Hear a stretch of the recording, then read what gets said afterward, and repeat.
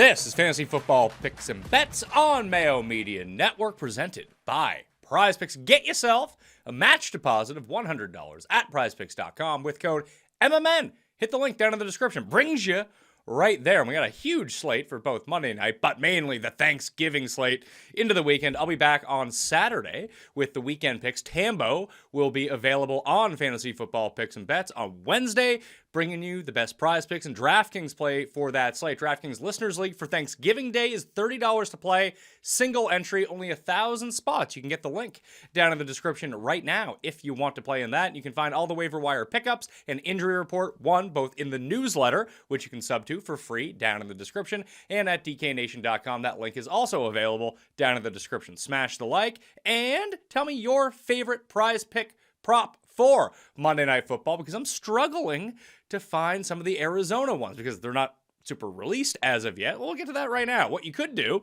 by the way, is take advantage of this Justin Jefferson prop for Thanksgiving. It's more than 0.5 receiving yards, and you win. At least that part of it.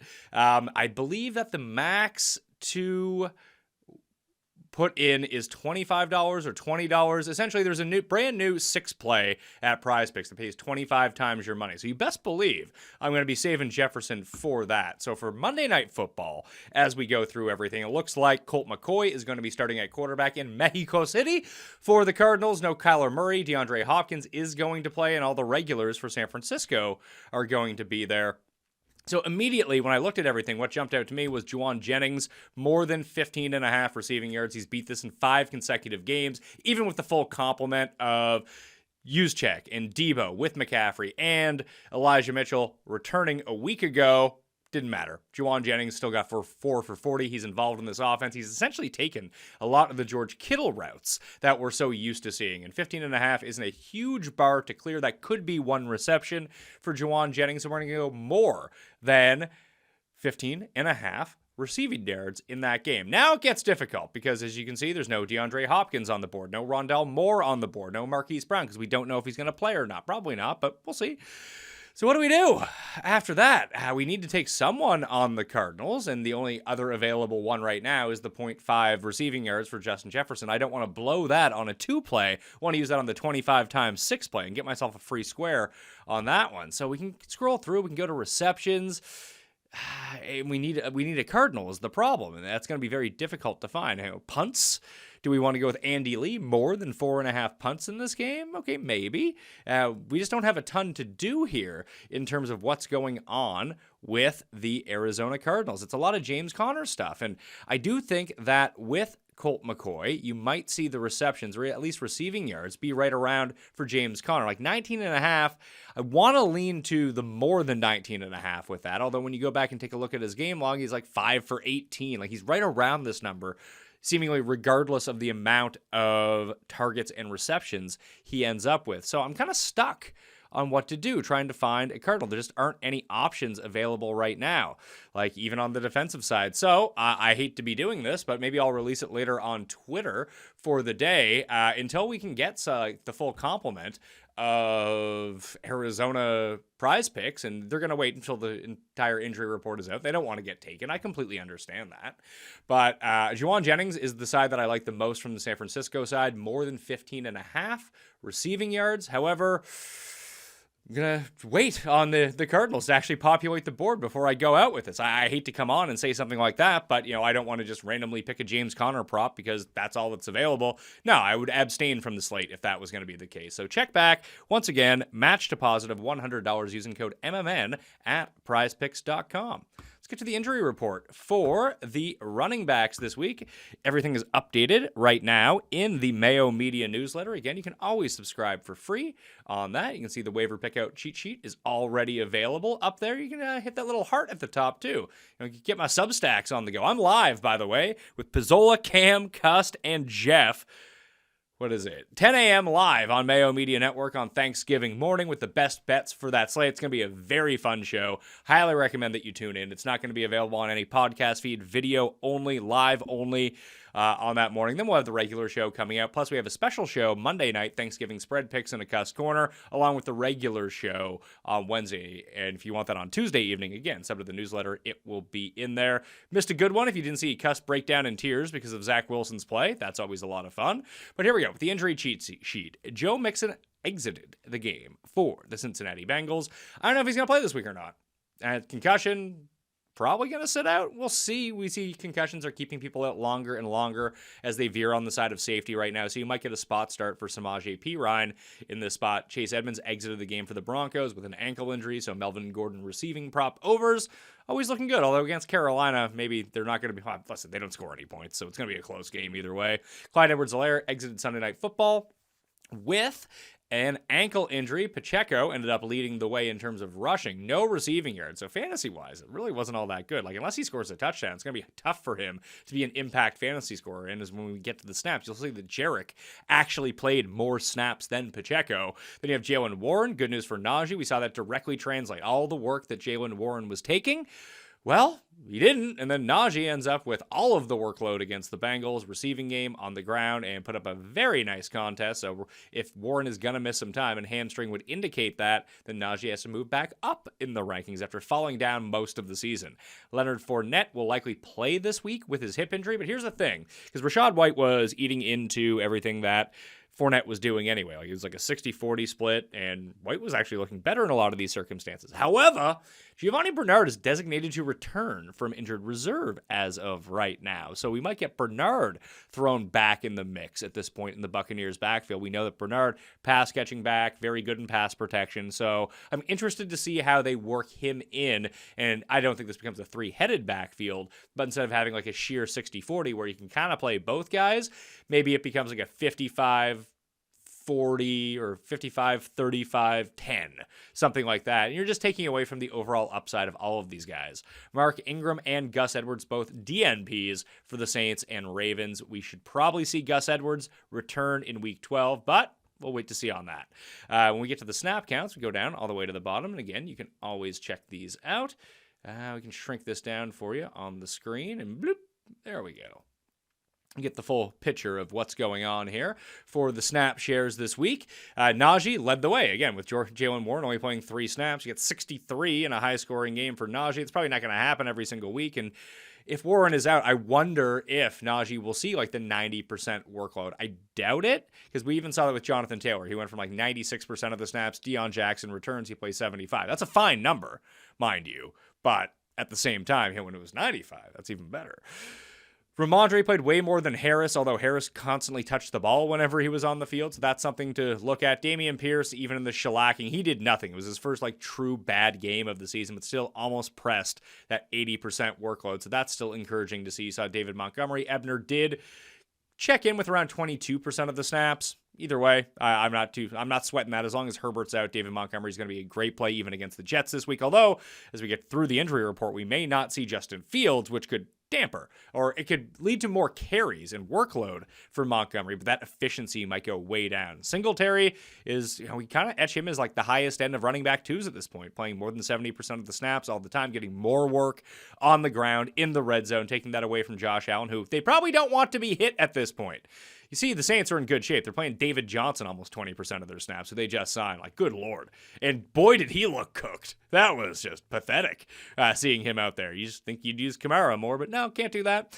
Karen Williams played almost 70% of the Rams snaps, but it was Cam Akers who actually did the damage on the ground. I don't know if we'll see Stafford this week. Again, second concussion in 2 weeks for him. And when they had Perkins on the field, they were just running a lot of RPOs. It might actually lead to some running lanes for some of the Rams running backs, but it's hard to trust them at this point. When we get to the pickups here in a second, you're going to see like Isaiah Spiller is moving up. He looks like to be the primary backup behind Austin Eckler at this point. So he gets put up in that like Alexander Madison.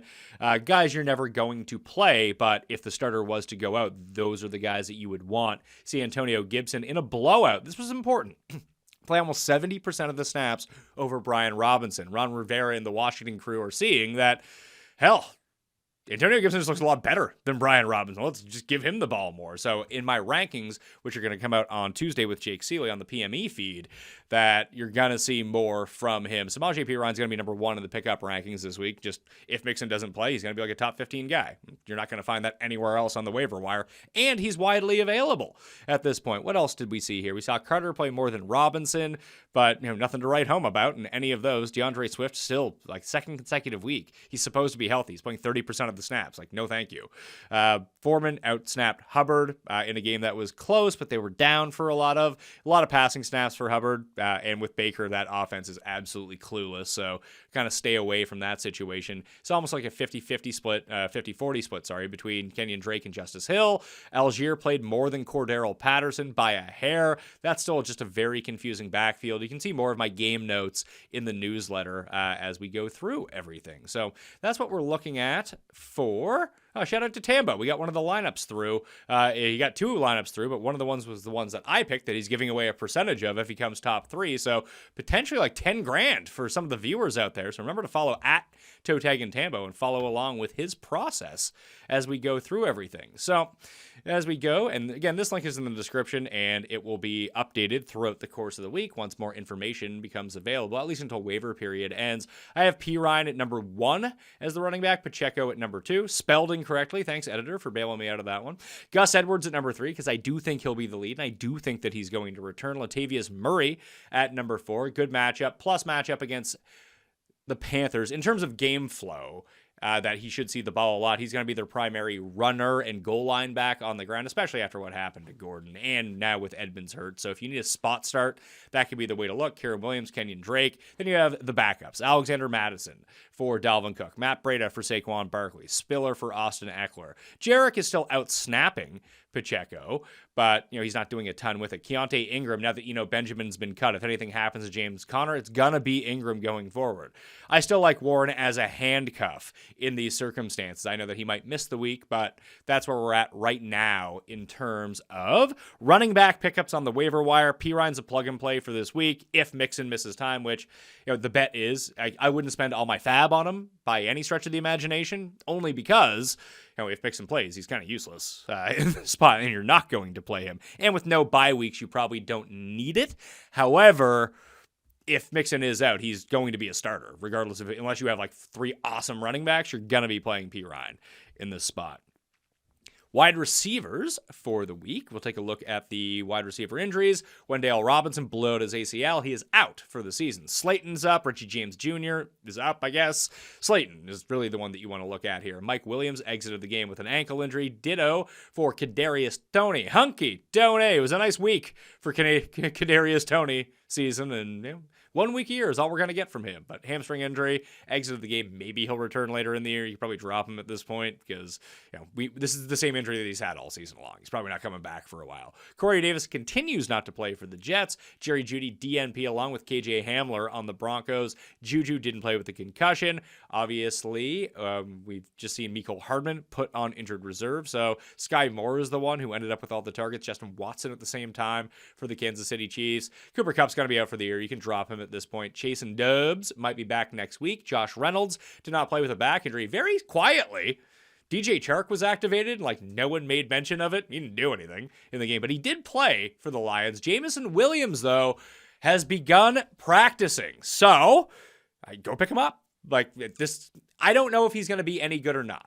But if he's fully healthy in this offense, having an outside presence to complement Amon-Ra St. Brown, they're just missing another threat, especially now that Hawkinson has been out. That I don't want to say that he could be a league winner, but he's one of the few guys that you could pick up off the waiver wire right now that could make an immediate impact and be a top startable receiver for your team with the potential for big days. So just keep that in mind. I don't know if he's going to play this week, but it's possible as he has begun practicing. I have him number 3 in the waiver pickup power rankings at wide receiver because Donovan Peoples-Jones continues to eat every single week, and he's still under 50% owned. Blows my mind. Then you have Darius Slayton. And listen, Deshaun Watson's coming back pretty soon. He's better than Brissett. And Brissett's been pretty good, in terms of fantasy-wise, at least, for these guys. Very concentrated passing tree for Jacoby Brissett. Darius Slayton, he's the last man standing in New York. He's been good, so he's number 2. Then Jamison Williams. Treylon Burks looked good for the first time all season coming off of the injury on Thursday night. We'll see how that progresses. no guarantee that he's going to be playable every week, but as a bench guy, he's good. Demarcus Robinson, we just saw that Bateman had Liz Frank surgery, so Lord knows how long he's out for. Demarcus Robinson's like the receiver one at this point. He's past Duvernay, so Demarcus Robinson, cheap PPR points if you need him. Sky Moore, Van Jefferson, Nico Collins, Justin Watson, and Zay Jones round out the top 10. You want to stash? I like Williams better than Beckham, but if you missed out on Jamison Williams, Odell Beckham would be next up, depending on where he ends up falling. We're not going to know that until he ends up going somewhere, but hey, these are the chances that you need to take with your bench at the moment. Quarterbacks, tight ends, and defenses pickups for the week. Kyle the Pitts exited the game, and he was actually having kind of a nice day, too. He had 41 yards receiving, a career high, season high, probably, for Kyle Pitts, who's been brutal. But he exited the game. He's having an MRI today. No word yet on if he'll miss time or not, but are you really sweating Kyle Pitts being out at this point? Probably not, right? Gerald Everett didn't play. He should be back next week for the Chargers. Jelani Woods continues not to play for the Indianapolis Colts. As mentioned, Colt McCoy likely to start on Monday Night Football. Likely will not start is Kyler Murray. With his hamstring, he's probably not going to dress. Then you have Justin Fields. It's now questionable for the Jets. I don't think he's going to play. I really don't. I'll keep him in the rankings until we know, but, shoulder injury from taking too much contact. They have a bye week next week or week 14, I think. I think we know going forward Fields is going to be the starter for the Bears. They're not going anywhere, and I just really want to protect my under 5.5 win total, which bails me out of a lot of problems. Not going to lie to you. I really use that bet to cash for me at the plus money. Please set out Justin Fields and play whoever the hell. I think is it Simeon? I think Simeon's the backup. Oh, God, it's a revenge game against the Jets this week. Bad news. Stafford, another concussion, exited the game. John Wolford was not active for the game. He was injured, so we got Bryce Perkins, who was fun, at least. He runs around a ton, so rushing overs for him. He might be starting. I have no idea how that affects the passing game. Probably not great for the passing game for the Rams. PJ Walker didn't play with his ankle injury. No word yet on whether or not he'll be back. But for the sake of anyone fantasy relevant on the Panthers, you better hope PJ Walker plays because Peach is the only one who's moving the ball for them. Pickups at tight end, Foster Moreau. He got his catch late, but it was a bad matchup against the Broncos. But again, it goes Adams and then Moreau/Hollins, and that's all that catches passes for the Raiders at this point. So he's number 1, Dulcich number 2, Evan Ingram, Juwan Johnson, and Austin Hooper round out the top 5 of pickups at tight end. Dawson Knox number 6, doing more recently, but I just don't have that trust factor for him. He just feels like a big 1 for 9 waiting to happen. Streamers for the week, Heineke at home against Atlanta. Nice matchup there.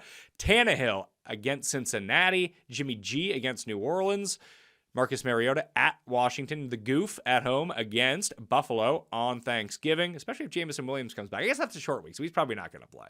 Bryce Perkins at Kansas City if Stafford is out and Walford is out. Just going to be a lot of rushing points for Bryce Perkins in that contest. Streamers at defense. Miami at home against Houston.